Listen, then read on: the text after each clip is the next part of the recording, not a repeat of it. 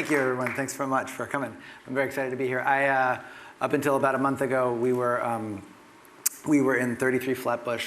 The company that I run was in 33 Flatbush, so I'm very familiar with BRIC and the delicious coffee they serve here, among many other things. I only have 10 minutes. I'm going to just go fast. I am Alex Blumberg. I'm the CEO of Gimlet Media. Gimlet Media is a podcasting company. Now, I wasn't always a CEO. In fact, for most of my life, I was a nonprofit journalist. And a while ago, I started asking what's next, about 2 years ago, from me. And I got it in my head that I was going to start a company. This was a very bad idea for many reasons. Just a couple. I didn't have an MBA. In fact, I didn't have any business experience at all. And in fact, the last time that I'd had a full-time job in the nonprofit sector, so before becoming CEO of my own company, the last full-time job I had in the for-profit sector was when I was bagging groceries in high school. And yet, I decided to do it. So why did I ask that question? Why did I want to do that? For a long time, most of my life, I'd spent working in public radio. I worked at a show called This American Life, which is a public radio program, podcast. While I was at This American Life, I was doing this I did lots and lots of stories at This American Life. I did stories about aircraft carriers and stories about falling in love and stories about people who impersonated their mothers and all sorts of other kinds of stories. And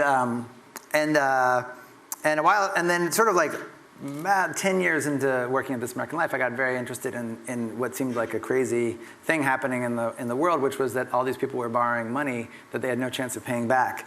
And this was like around 2005, 2006, and I was like, what is going on here? And I started poking around to it.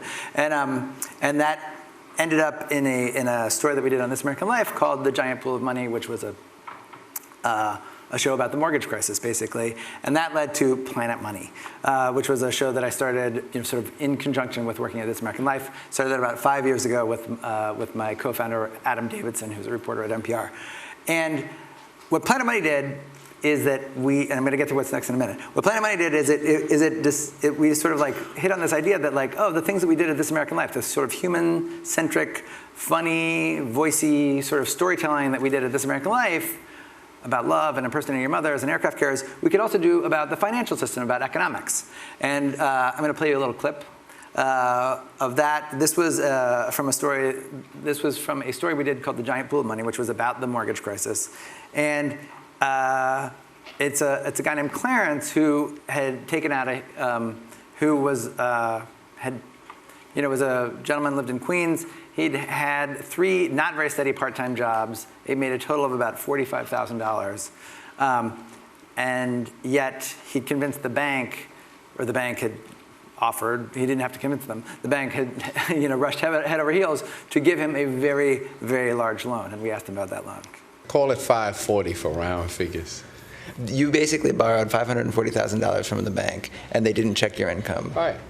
It's a no-income verification loan. They don't call me up and say, how much money. They don't do that.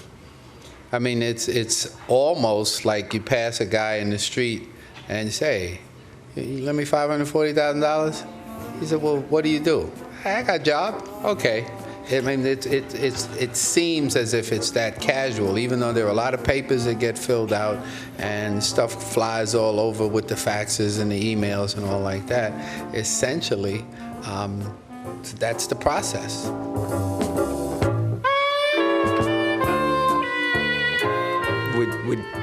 Would you have loaned you the money? I wouldn't have loaned me the money, and nobody that I know would have loaned me the money. I mean, I know guys who are criminals that wouldn't lend me that money, and they break your kneecap. So, yeah, I mean, I don't know why the bank did it. I'm serious. I mean, $540,000, a person with bad credit.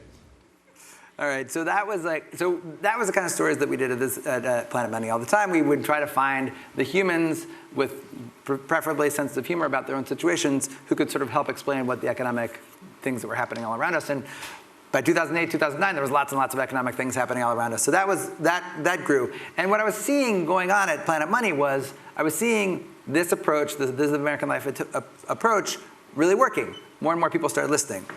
And it became clear to me that if it worked for finance, it would probably work for other things. And so what we should do is launch more of these podcasts. I saw it happening. I saw year-over-year growth, double-digit growth. And so that's when this horrible idea got in my head. What's next for me, nonprofit journalist? I know, I'm going to start a company.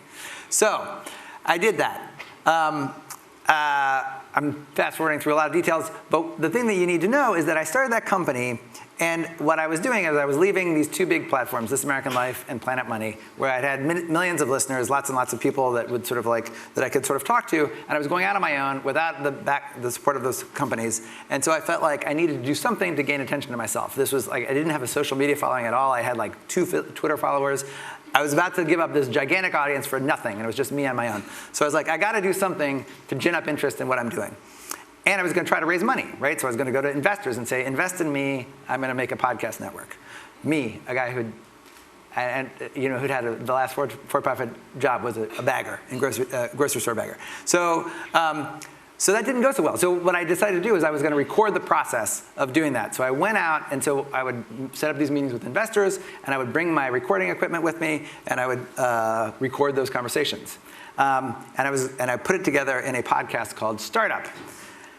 As you might imagine, the conversations did not go so well. So this is a clip. I met an investor named Chris Sacca. You've seen him on Shark Tank probably, or maybe. We met at a restaurant. He was like, I had my pitch deck. I was all set to sort of talk him through it. And he was like, let's get out of here. Let's take a walk. You can pitch me on the road. So I had to like pack everything up, and I had my suit, and I had my like recording equipment, and I was recording him and miking myself. This is what it sounded like. You got to tighten up your story. So we'll start again. Yeah. So you've now kind of meandered really tight this time. How you're going to make money doing this? So you make money a combination. So there's three major revenues streams. I start again. First is I meander my way through the ad rates, Planet Money. At a certain point, I find myself deep into an explanation of my friend's successful Kickstarter project. Chris interrupted. You lost track of your own outline. Yeah, I did. What you haven't given me is the outline of your story, right? Uh-huh. If I were calling an Uber right now and it said it's going to be here in 2 minutes, and that was all the time you had, what are you doing? So I'm making a network of digital podcasts that we will monetize. That is going to meet. Sorry. All right, it got worse from there. So, okay. So miraculously, though, still, what happened was I put that podcast up, and then something about hearing I utterly failed to convince investors to get you money actually convinced investors to give you money. And so what actually happened was I got the money, and we actually ended up raising $1.5 million to start the company called Gimlet. This was an article in the Wall Street Journal about that. And so that was a year and a half ago. Where we are now, we have 5 shows that are up and running, 5 podcasts. And so it's like, think of it like TV shows, but for your ears. They come out once a week usually, and you can get them on your phone. And I'm going to play, and what I realized is that we are on the dawn of the next golden age of audio. Basically, what is happening in audio is the thing that happened in TV, like 7, 8 years ago, which is everybody got a DVR, and then all of a sudden, TV changed. All of a sudden, TV doesn't have to be this thing that is like a discrete little unit every single week. It can be these long, complex, multi-part, sort of like very, very, intense, serialized dramas, comedies, all sorts of things. You can do brand new things with the form. Same thing is happening with podcasts. So that is what's exciting. And what I've found, I'm going to speed through. I'm going to play this. So Reply All is the one with the arrow. That's our show about the internet. And one of the most exciting things about starting a company is that things that you could never possibly have imagined happen. And I'm going to talk to you about that. So Reply All is a show about the internet. They talk about the internet, but they tell the human stories behind the internet. I have a clip. I can't play it because I'm running out of time, but let me just play. Let me tell you this. So what Reply All does, Reply All started, it's a great show, and because we were just starting, they were the very first show that we launched after startup. It was like 5 of us. We were in our little office in 33 Flatbush, and Matt Lieber is my co-founder. And they were coming up, and they had their first episode, and they were like, we have to do the credits. And so they were like, who edited, who produced it? And I was the editor, there was a producer. And they got to Matt Lieber, who was the co-founder of the company, because they'd worked in public radio their whole lives. There'd never been a co-founder. They were like, what do we say about Matt? And so what they said the first couple of episodes was, Matt Lieber steers the ship. But then they got tired of saying Matt Lieber steers the ship. And so then they started saying other things in the credits, stuff like this.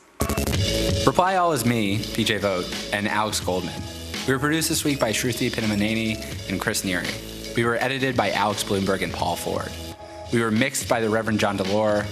Matt Lieber is a comforter, accidentally warmed by the radiator. And then every week, they would do something new. Matt Lieber is the solution to a problem that's been bothering you for a while. Matt Lieber is a window in a room where you didn't think there was one. Or this. Matt Lieber is Estonia. And in fact, it got so popular that there was a Reddit list that was like, they somehow collected all the Matt Liebers that Reply All had ever said. So Matt Lieber is the smell of clean laundry. Number 11, Matt Lieber is a blizzard that actually shows up. That was after the blizzard that didn't show up. So I never would have predicted that. I never would have predicted that that thing would take on so much power and become the thing. And so I feel like what's next is the thing that you can't imagine. And that's what makes it exciting. Thank you very much.